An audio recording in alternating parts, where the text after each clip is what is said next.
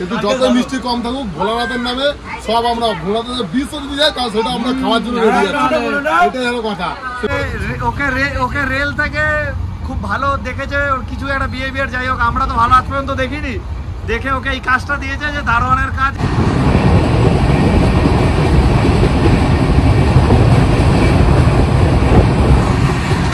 ইউটিউবে এইভাবেই সাপোর্ট করো, তোমাদেরকে কথা দিচ্ছি আগামী 2 বছর 2026-এর মধ্যে শিবের 12টা জ্যোতির্লিঙ্গ দর্শন তোমাদেরকে দেখাবো। 5ই আষাঢ় 1431। তো আমি এখন রয়েছি আমাদের প্রিয় শহর হাওড়াতে এবং হাওড়ার 9 নম্বর প্ল্যাটফর্মে, এবং এবারের আমাদের গন্তব্য মহাকালেশ্বর মন্দির এবং মহাকালেশ্বর জ্যোতির্লিঙ্গ। এছাড়াও আরও একটি জ্যোতির্লিঙ্গ আছে যেটির নাম ওমকারেশ্বর, মধ্যপ্রদেশে দুটি মহাদেবের ফেমাস জ্যোতির্লিঙ্গ ওমকারেশ্বর এবং মহাকালেশ্বর, যার যাত্রা শুরু করবো হাওড়া স্টেশন থেকে। তো বন্ধুরা, হাওড়া স্টেশন থেকে যাত্রা শুরু মহাকালের উদ্দেশ্যে, কেমন লাগছে এটা একটু বর্ণনা করে দাও। ভালো লাগছে, বাবা দুখানা কথা বলবো।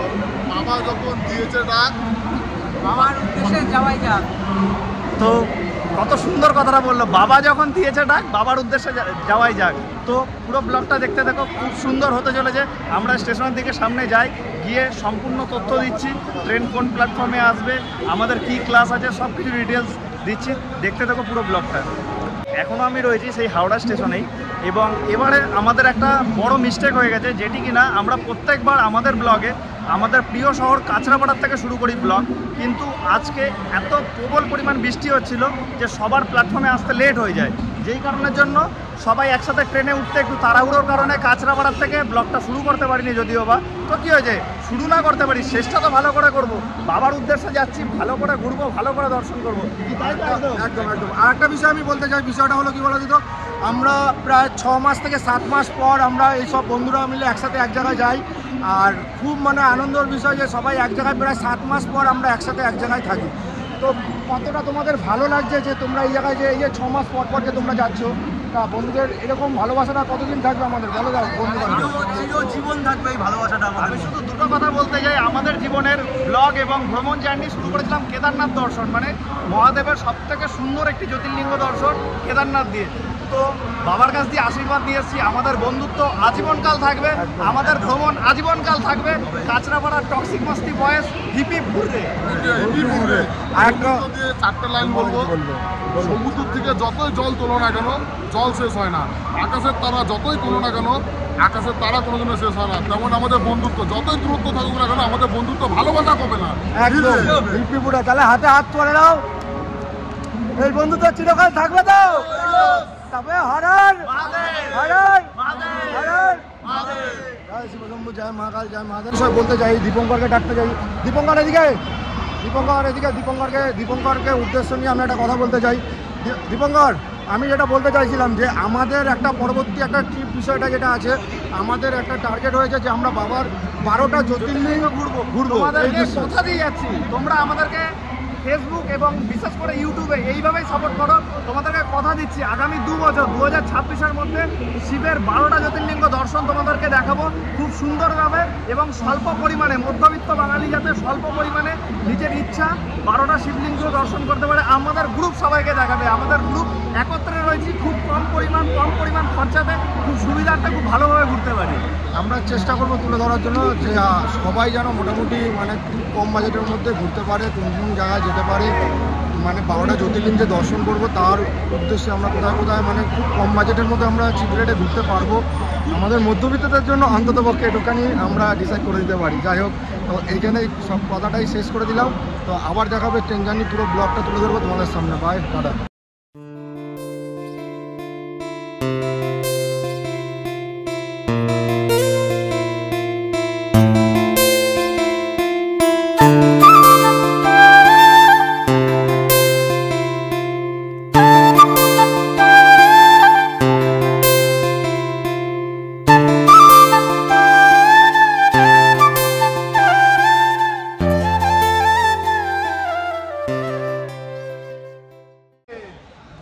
সময় এখন 5:40।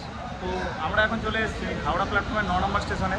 তো এইখান থেকেই আমরা এবার উদ্দেশ্য উজ্জয়নের দিকে উদ্দেশ্য। তো আমাদের ট্রেন চলে এসছে হাওড়া টু ইন্দোর 22911 হাওড়া ইন্দোর সিপ্রা এক্সপ্রেস। তো জার্নি কেমন হতে চলে যায়? লং জার্নি তো খুব ভালো হবে জার্নিটা।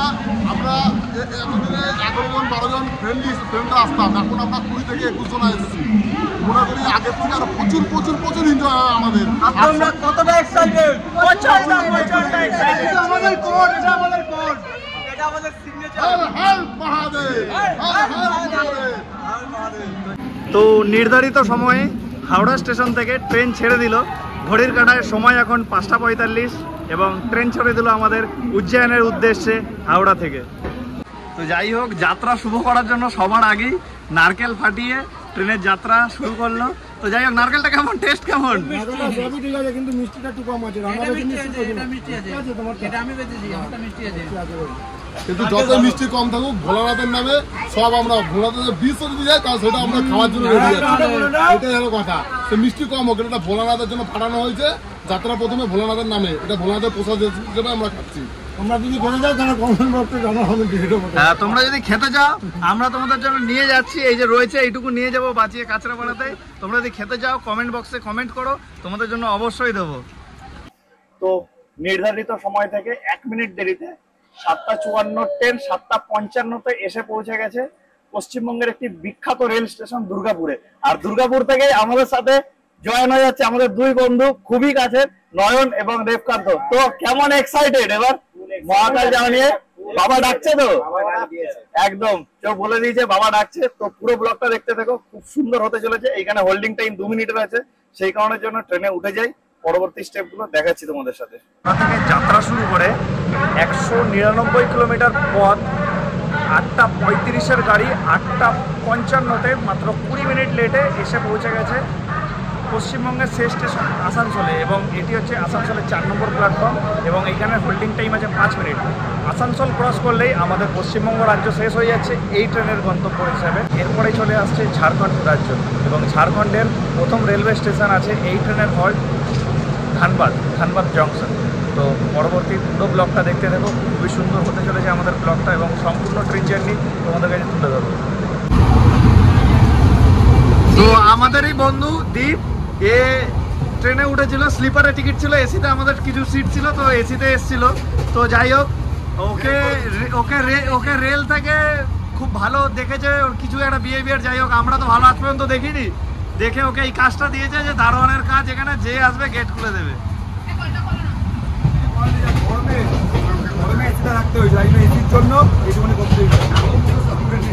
থেকে যাত্রা শুরু করে 258 কিলোমিটারের রাস্তা 10:15 টাইম 10:16 মাত্র 1 মিনিট লেটে এসে পৌঁছে দিয়েছে ঝাড়খণ্ড রাজ্যের প্রথম স্টেশন ধানবাদে। তো খাওয়া দাওয়া কমপ্লিট, ট্রেন জার্নিটা একদম রাইটে ট্রেন চলছে। কেমন লাগছে ট্রেন জার্নিটা? ট্রেন জার্নিটা পুরো রাইট টাইমে চলছে, হালকা হয়তো 1 মিনিট লেট আছে, কিন্তু মানে কী বলবো, খুব দারুণ। আর আমাদের রাত্রে ডিনারটা আমরা খুব তাড়াতাড়ি কমপ্লিট করে ফেললাম, 8টার মধ্যে কমপ্লিট করে ফেলেছি, 8টা সাড়ে 8টা 9টার মধ্যে কমপ্লিট করে ফেলেছি। খাওয়া দাওয়ার খুবই সুন্দর খাওয়া দাওয়া হয়েছে, কেননা সবাই খাওয়া দাওয়ার দারুণ এনেছিল আর সবাই একসাথে বসে বন্ধুরা মানে খাওয়া দাওয়া হয়েছে। আর ট্রেন জার্নিটা আমাদের খুবই ভালো লাগছে। একজাক্টলি আমাদের যে ট্রেনটা ছিল, ট্রেনটা খুবই দারুণ ট্রেন, খুবই দারুণ। সত্যি আমরা যত ট্রেন জার্নি করেছি এর আগে, যতগুলো ব্লগের মধ্যে তোমরা দেখেছো ভিডিওগুলো, তার মধ্যে আমাদের আজকাল সিপ্রা এক্সপ্রেস খুবই সুন্দর, এত সুন্দর টাইমিংয়ে চলছে, পরিষ্কার পরিচ্ছন্নতার দিক দিয়ে যেমন স্লিপার সেরকমই 3 খুব সুন্দর। তো সব মিলিয়ে খুব সুন্দরভাবে আমাদের ব্লগটা কন্টিনিউ এবং ভ্রমণটা কন্টিনিউ হচ্ছে। তো পুরো ব্লগটা দেখতে দেখো, খুবই সুন্দর হবে।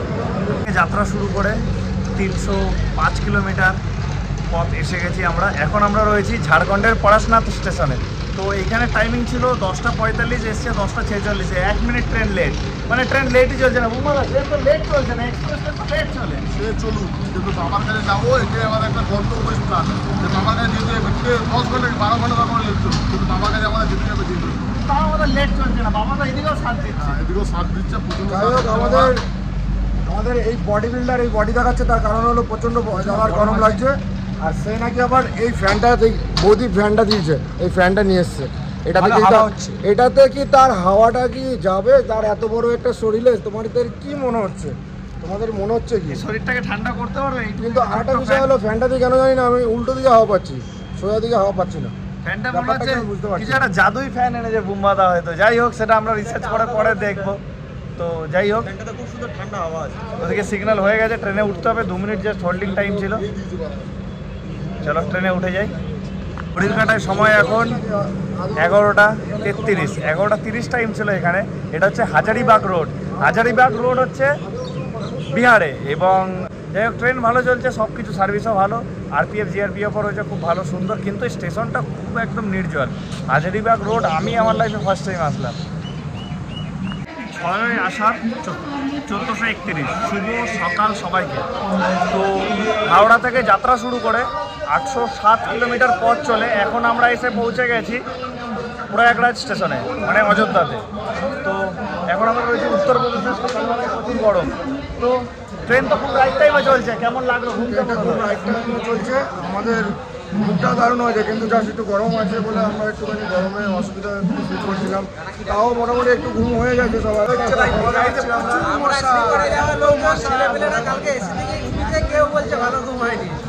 আমরা স্লিপারে টিকিট কেটে আমরা এসিতে ঘুমিয়েছি, এটাই হলো সব থেকে বড় কনফিডেন্স। তো যাই হোক, বড়মার শহর থেকে এসে গেছি রামরাজ্যতে, মানে রামের শহরে অযোধ্যাতে। তো আগামী যাত্রা পুরোটাই শুভ হোক আমাদের। তো এইভাবে কন্টিনিউ ব্লগটা দেখতে থাকো তোমরা। হাওড়া থেকে যাত্রা শুরু করে 901 কিলোমিটার পথ পাড়ি দিয়ে আমি এখন রয়েছি উত্তরপ্রদেশের মানিকপুর স্টেশনে।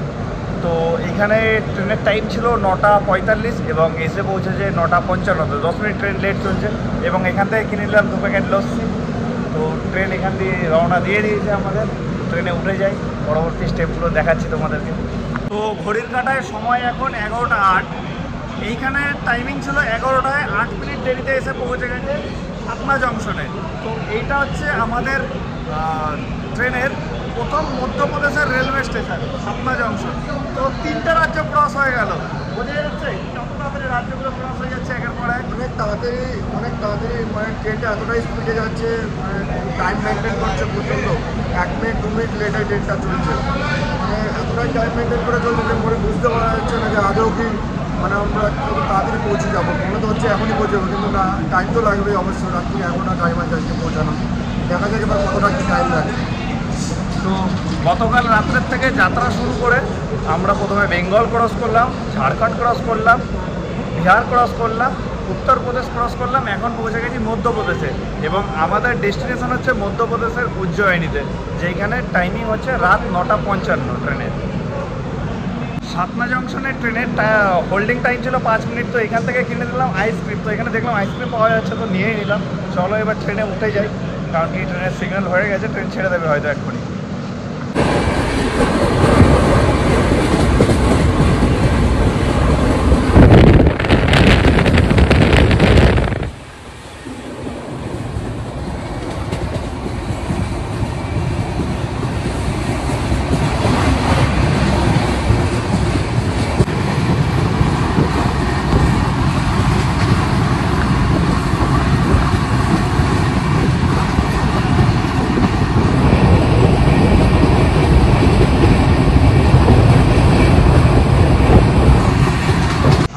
যাত্রা শুরু করে এখন আমরা চলে এসেছি বিনা জাংশনে। বিনা জাংশন হচ্ছে মধ্যপ্রদেশের মধ্যে পড়ে এবং মোট ডিস্টেন্স কভার করেছে এখনও পর্যন্ত আমাদের ট্রেন 1387 কিলোমিটার এবং একদম পারফেক্ট টাইমিংয়ে চলছে।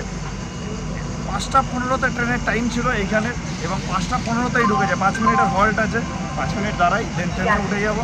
আর কিছুক্ষণের সময়ের মধ্যে আমরা পৌঁছে যাচ্ছি আমাদের মেন ডেস্টিনেশন উজ্জয়িনীতে। আর কিছু সময়ের অপেক্ষা শুধুমাত্র।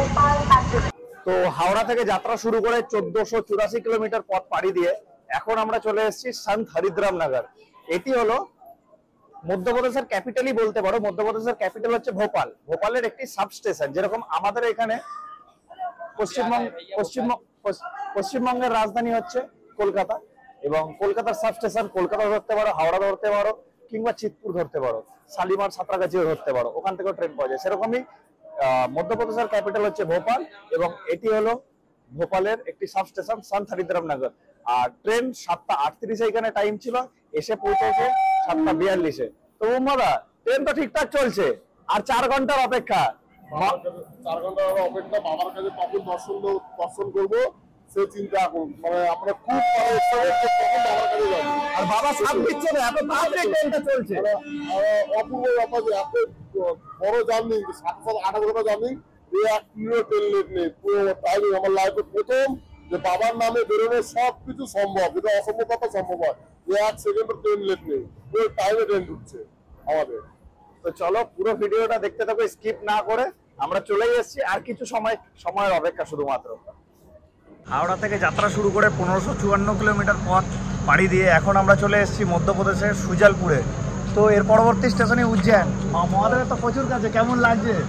দারুণ দারুণ একটা আমাদের এক্সাইটমেন্ট, কেননা বাবার দর্শনে যাচ্ছি আমরা। তো একটাই কথা বলবো আমি, হর হর মহাদেব, জয় শ্রী মহাদেব, জয় মহাদেব। আর অপেক্ষা করতে পারছি না, আর ভালো লাগছে না, খুব তাড়াতাড়ি বাবার দর্শন দরকার। একদম একদম সামনে চলে এসেছি। এর পরবর্তী স্টপেজে এই ট্রেনের উজ্জয়ন, আর আমাদের ডেস্টিনেশন উজ্জয়নেই। তো চলো বন্ধুরা দেখতে থাকো পুরো ব্লগটা, আর একটু সময়ের অপেক্ষা। গতকাল 5:47-এ হাওড়া থেকে যাত্রা শুরু করে এবং এখন ঘড়ির কাঁটায় সময় হচ্ছে 9:55। তো এসে পৌঁছে গেছি আমরা উজ্জয়িনী, এবং উজ্জয়িনী মহাকাল দর্শনে। তো ফাইনালি উজ্জয়িনী চলে এসেছি। কেমন এক্সাইটেড মহাদেব? বাবার নামে দুটো লাইন বলবো, হিন্দু আমার ধর্ম, রক্ত আমার লাল। হিন্দু আমার ধর্ম, রক্ত আমার লাল, আমরা সবাই মহাকালের ভক্ত। তো যাই হোক, আমাদের প্রথম ব্লগ এইখানেই শেষ করলাম। তো আমাদের দ্বিতীয় পর্বের জন্য তোমরা অপেক্ষায় থাকো। দ্বিতীয় পর্ব খুব সুন্দরভাবে আসতে চলেছে তোমাদের কাছে। মহাকাল দর্শন এবং উজ্জয়িনীর আরো বিভিন্ন দর্শনীয় স্থান ভ্রমণ তোমাদেরকে দেখাবো। তো পুরো ব্লগটা দেখো, এবং কেমন লাগলো আমাদের এই ব্লগটা, আশা করি তোমাদের খুবই ভালো লেগেছে। তো তোমরা তোমাদের মূল্যবান বক্তব্য জানিও।